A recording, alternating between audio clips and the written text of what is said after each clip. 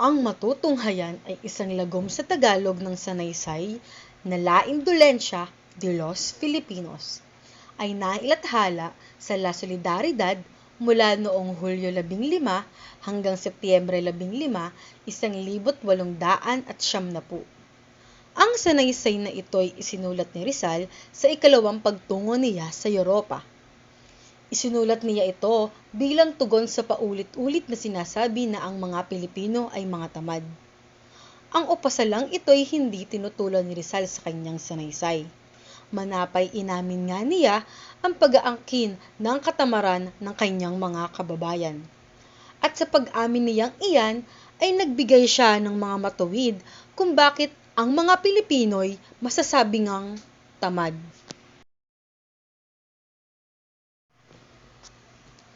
Ang pangunahing sanhi ay ang mainit na singaw ng panahon.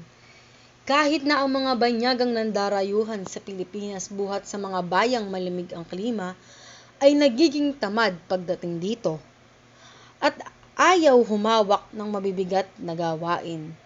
Sa bayang mainit ang panahon, kahit hindi kumilos ang isang tao, siya'y pinagpapawisan at hindi mapalagay. Wika pa ni Rizal.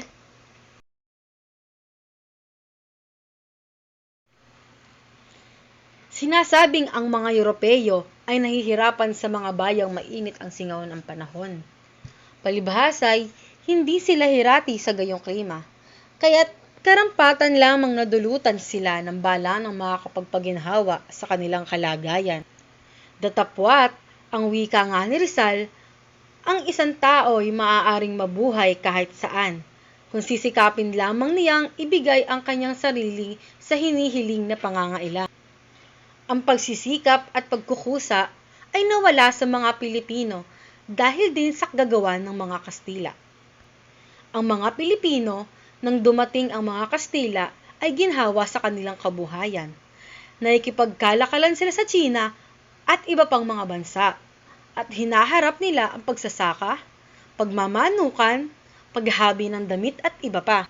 Kaya't mapagkikilala na wala pa rito ang mga Kastila, ang mga Pilipino, bagaman ang mga pangangailangan nila'y hindi naman marami, ay hindi naman mapagpabaya gaya ngayon.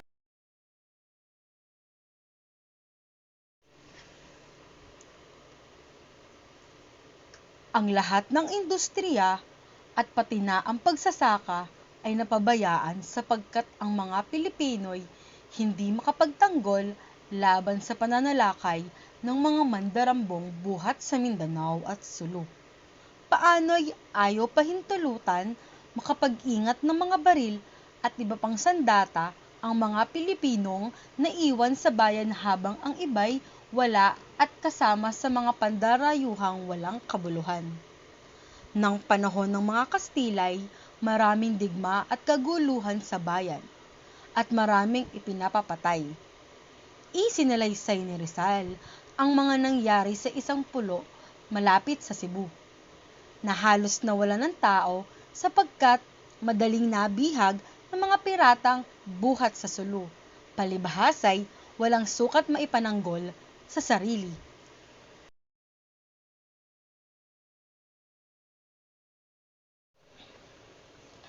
Ang pagsasakay na pabayaan dahil pa rin sa sapilitang paggawa na ipinapatupad ng pamahalaan.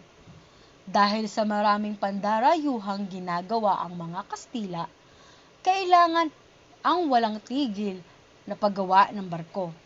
Kaya't maraming Pilipino ang pinagpuputol nila ng kahoy sa kagubatan. Wala tuloy katiyakan ang kabuhayan ng mga tao, kaya't naging mapagbaya. Tungkol dito'y sinipin ni Rizal si Morga na nagsabi kanyang Sucesos des Islas Filipinas na halos nakalimutan na ng mga katutubo ang pagsasaka, pagmamanukan, ang paghabi na dati nila'y ginagawa noong sila'y pagano pa, hanggang sa mga ilang taon papagkatapos ng pagsakop. Iyan ang naging bunga ng 32 taon na sapilitang paggawa na ipinataw sa mga Pilipino. Ang pamahala ay walang dulot na pampasigla upang ang mga tao ay mahikayat na gumawa. Pinatamlay ang mga Kastila ang pakikipagkalakalan sa mga bansang malaya, gaya ng Siam, Cambodia at Hapon. Kaya't humina ang pagluluwas ng mga produktong Pilipino at ang industriya ay hindi umunlad. Ang Pilipino'y hindi maaaring gumawa ng kanilang bukid kung walang pahintulot ng pamahalaan. Bukod sa mga iyan, ang mga Filipino hindi tumatanggap ng karampatang halaga sa kanilang mga produkto. Matapos alipinin ng mga inkomendero ang mga Pilipino, sila'y pinagagawa para sa sarili nilang kapakinabangan. At ang iba namay pinipilit na sa kanila ipagbili ang inani o produkto sa maliit na halaga. At kung minsay, wala pang bayad o kaya'y dinadaya sa pamamagitan ng malintimbangan at takalan. Ang lahat ng negosyo'y sinasarili ng gobernador.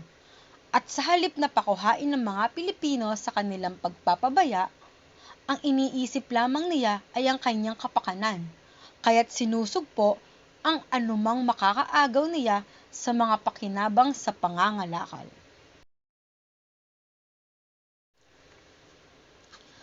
Mga kung ano-anong kuskus balungos sa pakikitungo sa pamahalaan.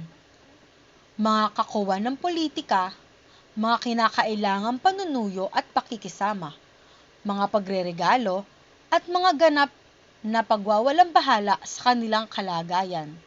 Ang mga iyan ay naging pamatay-sigla sa paggawa ng kapaki-pakinabang.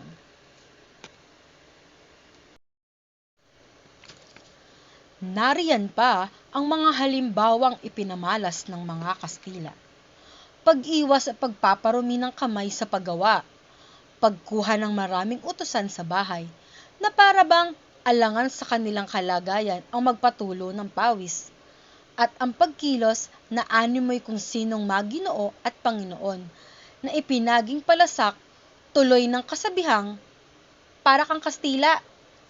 Ang lahat ng iyan ay nagpunta sa kalooban ng mga Pilipino ng binhi ng katamaran at pagtanggi o pagkatakot sa mabibigat na gawain. At wika nga ng mga Pilipino noon,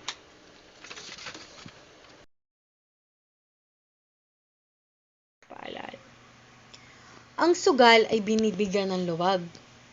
At ito'y isa pa ring nagpapalala ng katamaran. Ang mga Pilipino'y hindi binibigyan ng anumang tulong na salapi o pautang upang maging puhunan.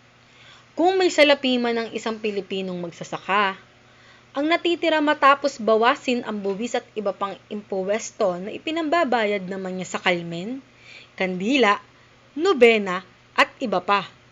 Kung ang pananim ay pinansalan ng balang o ng bagyo, ang pamahalaan ay hindi nagbibigay ng anumang tulong sa mga magsasaka. Kaya ang mga ito ay inalihan ng katamaran.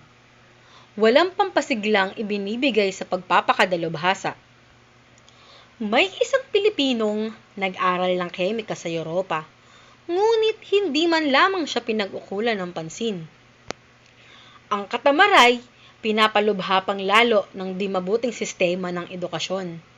Ani nga ni Rizal,